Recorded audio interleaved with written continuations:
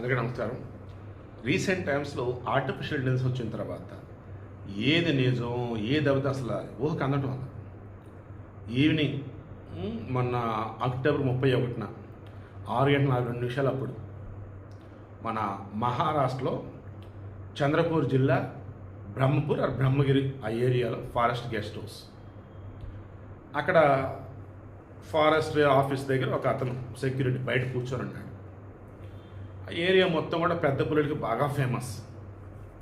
పెద్ద పులి వస్తుంటే దాన్ని చూసి పారిపోసిన అతను దాన్ని ఎదురుకి వెళ్ళాడు, పట్టుకొని నోటితో తీసుకొని వెళ్ళిపోయింది ఫారెస్ట్లో.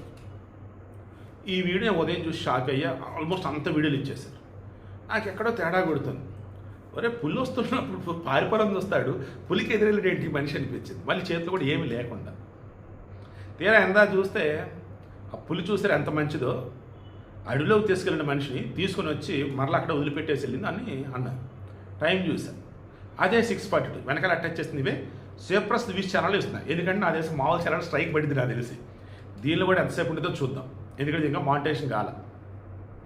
తీరా చెక్ చేస్తే బ్రహ్మపుర బ్రహ్మగిరి ఆ ఏరియాలో ఉన్నటువంటి ఫారెస్ట్ ఆఫీసర్లు అంతా చెక్ చేసి, అరే నాయన అది ఫేక్ వీడియో, అది ఆర్టిఫిషియల్ ఇంటెలిజెన్స్తో రెడీ చేస్తున్నారు.